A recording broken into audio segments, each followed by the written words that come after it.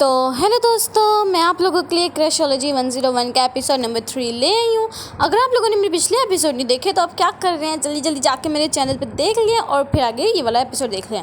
तो यहीं से हम अपना एपिसोड स्टार्ट करते हैं। तो ड्रामे की स्टार्टिंग में हमें दिखाया जाता है जेयूल को, जो कि बात कर रहा होता है बनी से कि मैं तुम्हारे बिना नहीं रह सकता, तुम्हें मुझे देखना ही पड़ेगा। तो वो कहने लगता है कि क्यों, मुझे क्यों तुम्हें देखना ही पड़ेगा। तो वो कहने लगता है कि तुम्हारे पास मेरी शर्ट है। इसके बाद वो उसको उसकी शर्ट दे देती है और इसके बाद वो कहते हैं हम नहीं मिलेंगे। लेकिन वो फिर से एक दूसरे के सामने बैठे होते हैं, इन दोनों को ही नहीं पता होता कि हम लोग यहाँ पे क्या कर रहे हैं। तो एक लड़की आती है उसके पास और बताती है कि ये जो जेयूल है वो इस डिपार्टमेंट का रिप्रेजेंटेटिव है और जो तुम हो वो स्कल्पचर जो डिपार्टमेंट था उसके रिप्रेजेंटेटिव हो। और ये सारे रिप्रेजेंटेटिव मिलके एक मीटिंग करते हैं और इस मीटिंग में ये लोग ये सोचते हैं कि हम लोग आर्यन को बुलाएंगे, यानी कि वही जो था इसका मतलब क्रश टाइप, उसको बुलाएंगे और इसको इंटरव्यू वगैरह करेंगे। इसके बाद ये लोग पार्टी पर चले जाते हैं और यहाँ पे सारे लोग कहते हैं कि जो बनी और जेयूल है ये दोनों आपस में वाइन पिए हाथ में हाथ डाल के। तो इन लोगों के पास भी कोई चांस नहीं होता, ये भी मान जाते हैं। लेकिन पास से ही वेट्रेस गुजरती है तो ठा बजा देती है उसको बनी को, जिस वजह से वो गिरने लगती है। तो जेयूल उसको बचा लेता है। लेकिन कहाँ, बनी तो भाई स्ट्रॉन्ग है, उसने इतनी ज़ोर से वो पीछे हुई कि उसको इतनी ज़ोर से मुँह पर लग गया। वो कहने लगता है कि तुम तो बहुत स्ट्रॉन्ग हो, मैं खुद ही पी लूँगा। इसके बाद बाकी सारे वो जाने लग जाते हैं, लेकिन बनी और जेयूल ही रह जाता है। और बनी के पास गाड़ी आ जाती है और वो उसको मारने ही लगती है, लेकिन वो किसी तरीके उसको बचा लेता है। लेकिन कहाँ सही सीन होने वाला था, कार सामने से गुजर जाती है और सारा का सारा पानी उसकी पैंट पे गिर जाता है और उसको ये लगता है कि शायद इसने अपने आप को बचाने के लिए मुझे आगे किया था। यहाँ पे ये इतना गुस्सा होती है, खरा के इतना गुस्सा होती है, कहने लगती है आई हेट यू जेयूल। इसके बाद दिखाया जाता है कि ना जो जेरम और बनी होते हैं वो आपस में बैठे होते हैं, यानी कि दोनों सेम डिपार्टमेंट के ना। और वो कहने लगता है कि क्या तुम मेरे लिए स्केच बनाओगी मेरी। तो वो भी मान जाती है कि चलो ठीक है मैं बना देती हूँ। इसके बाद वो उसकी स्केच बनाने लग जाती है और बिल्कुल ही डिट्टो वैसी उसकी ही स्केच बनाई थी उसने। और इसके बाद ये लोग वापस जा रहे होते हैं बातें करते करते और यहाँ पे सामने से आ जाता है आर्यन और वो कहने लगती है ओह सॉरी डोंगा आ जाता है, मतलब वो थोड़ा सा सीन उन्होंने दिखा के वहाँ से कट कर दिया था। और वो कहने लगता है कि चलो आओ तुम मेरी स्कूटी पे बैठ जाओ, और ये भी मान जाता है। और यहाँ से हमें फिर दिखाया जाता है कि जो आरंग आया होता है बनी के पास, वो उसको कहता है कि चलो हम लोग कहीं ना फिर फुर आते हैं, मतलब कि घूम फिर आते हैं। तो वो भी मान जाती है और वो कहने लगती है कि चलो ठीक है चलते हैं, क्योंकि ना वो सिर्फ और सिर्फ इसके लिए आया होता है। और यहाँ पे ना ये इससे पूछ लेती है कि क्या तुम मुझे इंटरव्यू दोगे, क्योंकि हम सब ने ये मिलकर सोचा है। तो यहाँ पे ये भी मान जाता है और यहाँ पे इसी टाइम ही आ जाता है जेयूल, जब ये दोनों आपस में खड़े होते हैं। इसके बाद ये सारे अपने मतलब के दोस्तों को बता रही होती है कि आरंग ने मान लिया है कि वो इंटरव्यू देने के लिए राज़ी हो गया है। और यहाँ पे सारे खुश हो रहे होते हैं। और यहाँ पे ना दिखाया जाता है कि डोंगरिंग में होता है ना, जो वो उसको लेके जाता है अपने साथ कि ना मेरी बहन के लिए गिफ्ट का ना वो करवाओ, चॉइस करवाओ। इसके बाद वो लेके चला जाता है तो उसकी बहन कहने लगती है कि तुमने तो कहा था तुम लोग क्लोज नहीं हो आपस में। तो जेरम कहने लगता है कि हाँ हम क्लोज नहीं है। इसके बाद वो ना बनी को मैसेज करता है कि थैंक यू सो मच, मेरी बहन को गिफ्ट बहुत अच्छा लगा। और यहाँ पे दिखाया जाता है जो जेयूल होता है और जो डोंगा होता है उन्होंने अपना डिपार्टमेंट चेंज कर लिया, यानी कि जो वहाँ पे रहते होते हैं ना वहाँ पे, और इन्होंने अब ले ली होती है जगह आरंग के साथ। और डोंगा जो पता लगता है कि ये आरंग कौन है तो वो तो बहुत ज़्यादा खुश हो जाता है। इसके बाद दिखाया जाता है हमें जेयूल को, जो कि ना उसको उसकी मोम बुला लेती हैं और ये वहाँ पे चला भी जाता है। लेकिन ये थोड़ी देर बाद ही वहाँ से चला जाता है क्योंकि ना उसका बॉयफ्रेंड आ गया होता है, यानी कि इसकी मोम का बॉयफ्रेंड। और यहाँ से हमें थोड़ा सा पास सीन दिखाया जाता है कि किस तरह इसको पता लगा था कि इसकी मोम का बॉयफ्रेंड है या नहीं। ये इसको अपने कॉलेज टाइम से निकल रहा था ये और डोंगा मिलके, तो इसकी मम्मी ने इसको मैसेज किया था, कॉल की थी कि मैं अभी आ नहीं सकती हूँ, मुझे बहुत ज़रूरी काम है। तो ये भी कहने लगता है कि चलो ठीक है। इसके बाद ये लोग डिनर करने के लिए जा रहे होते हैं आपस में। तो वो डोंगा कहता है वो देखो वो तो तुम्हारी मोम है। और जो वो देखते हैं उस तरफ तो देखता है कि साथ में एक लड़का भी फिर रहा है, यानी कि वो वही लड़का होता है जो कि इसका बॉयफ्रेंड है। और यहाँ से इसको पहली दफ़ा पता लगता है। इसके बाद दिखाया जाता है हमें कि सारी लड़कियाँ आई होती हैं इंटरव्यू लेने के लिए। तो ये कहने लगती हैं कि जेयूल और डोंगा तुम लोग यहाँ पे क्या कर रहे हो सॉरी। और यहाँ पे उनको पता लगता है कि अच्छा ये भी इनके साथ ही रहता है। इसके बाद इसका इंटरव्यू शुरू हो जाता है और यहाँ पे सारी लड़कियाँ तो इसको साइड पे ले जाती हैं आरंग को, और बनी सिर्फ उसको देखती रह जाती है। इसके बाद जेल उसके पास आता है बनी के पास और उसको साथ लेके जाता है। और यहाँ पे ये लोग बात करते हैं, आरंग उसको देख लेता है लेकिन इस टाइम को वो इग्नोर कर देता है, वो कुछ भी नहीं बोलता।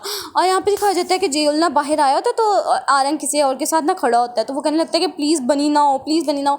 और वो सच में नहीं होती, कोई और लड़की होती है, वो उसके मुँह को सहला रहा होता है। इसके बाद वो लड़की वहाँ से चली जाती है और ये कहने लगता है कि मैं तो सिर्फ तुमसे माइक लेने के लिए आया था। और यहाँ पे हमें दिखाया जाता है कि यहाँ पे तो रिकॉर्डिंग हो रही थी, शायद इसका आगे कुछ हो।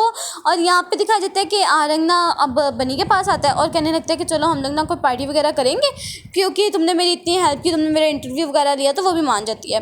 और यहाँ पे डोंगा को दिखाया जाता है जो कि जेयूल के साथ बातें वगैरह कर रहा होता है कि तुम लोग को सारी चीज़ें वगैरह ना अब समेटनी पड़ेंगी इंस्ट्रूमेंट एम्बेरसमेंट वगैरह सारी लड़कियाँ मना कर देती हैं, बनी को ही अब मदद करनी पड़ जाती है, लेकिन उसका हाथ पहुँच नहीं रहा होता है। तो हमारा हीरो ही ऑब्वियस सी बात है कि मदद करेगा और वो उसकी मदद करने लग जाता है। और यहाँ पे लोग जब जैसे ही बाहर निकलने लगते हैं तो दरवाज़ा हो जाता है लॉक और वो खुल नहीं रहा होता है। और जेल भी बहुत कोशिश करता है, लेकिन किसी ने बाहर से दरवाज़ा बंद कर दिया होता है। वो कहने लगता है कि क्या तुम्हारे पास कोई स्टोरी नहीं, तुम मुझे वही सुना दो।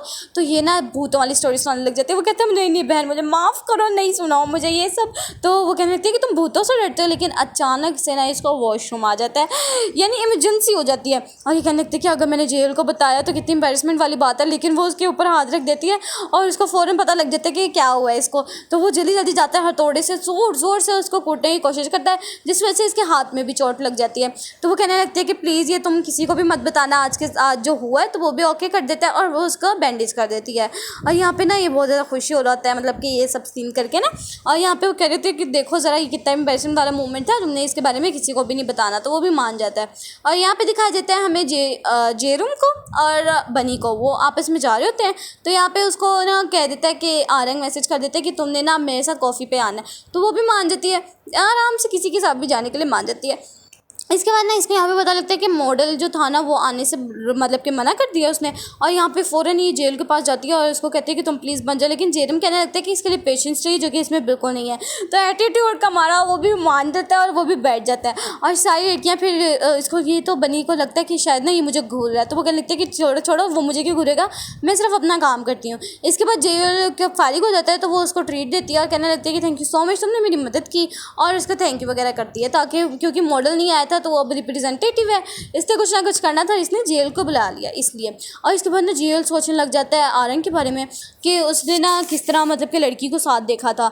और यहाँ पे दिखा जाता है कि वो ना अपनी सारी बेस्ट फ्रेंड्स को भी बता रही होती है कि मुझे आरंग ने अपने ना मतलब के साथ बुलाया है कॉफ़ी पे। तो वो कहने लगते हैं कि यहाँ पे कोई बिज़नेस की बात तो होगी नहीं, यानी वो तुम्हें पक्का डेट पे बुला रहा है। तो वो कहने लग जाते हैं कि नहीं नहीं ऐसा नहीं होगा। लेकिन अगले दिन वो बहुत ज़्यादा तैयार होकर आ रही होती है और डोंगजिंग के पास आती है और कहने लगती है कि बताओ मैं कैसी लग रही हूँ और मैं बाल बांधूँ, बाल खोलूँ, कैसे रखूँ। इसके बाद वो भी उसको बता देता है कि क्या करो।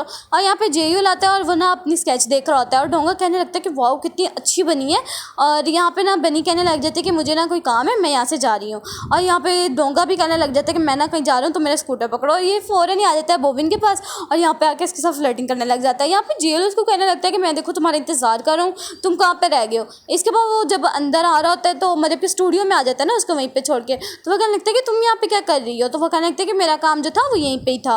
और यहाँ पे वो आरंग के साथ अंदर चली जाती है और यहाँ पे जेयूल का ना सारा काम वगैरह शुरू हो जाता है। लेकिन इसका कहाँ मन लगने वाला था, इसकी हीरोइन तो गई हुई थी आरंग के साथ। और यहाँ पे दिखा जाता है कि आरंग वगैरह क्या कर रहे हैं, वो उसको कुछ काम वगैरह सिखा रहा होता है। और यहाँ पे ना उसका दोस्त कहता है कि चलो हम लोग कुछ खाने के लिए मंगवाएं। तो वो कहने लगता है हाँ हाँ मैं मंगवाता हूँ, मेरी तरफ से होगा। और यहाँ पे दिखा जाता है कि जैसे ही ये लोग क्लोज हो रहे थे अचानक से आ जाता है डिलीवरी मैन।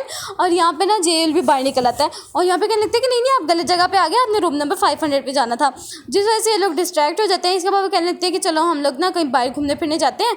तो वो भी मान जाती है और इसके बाद वो लोग बाहर घूमने फिरने चले जाते हैं और आइसक्रीम वगैरह खाते हैं। यहाँ पे ना ये वही वाली रिकॉर्डिंग सुनने लग गया था गाइस, वो जो एपिसोड की शुरुआत में दिखाई थी। और यहाँ पे ये कोई ऐसी बात सुन लेता है जिसकी वजह से ना ये फ़ौरन ही उठ जाता है और भागा भागा जाता है उसके पास बनी के पास। और यहाँ पे बनी को दिखा जाता है कि इसके शूलेस खुले होते हैं, वो उसको बांध रहा होता है। तो ये फ़ौरन उसको पकड़ लेता है और कहने लगता है कि मेरे साथ चलो। बस इसी सीन के साथ ये वाला एपिसोड यहीं पे एंड होता है। वीडियो चलेगी तो लाइक करना, सब्सक्राइब करना। मिलते हैं नेक्स्ट एपिसोड में, तब तक के लिए अल्लाह हाफिज़।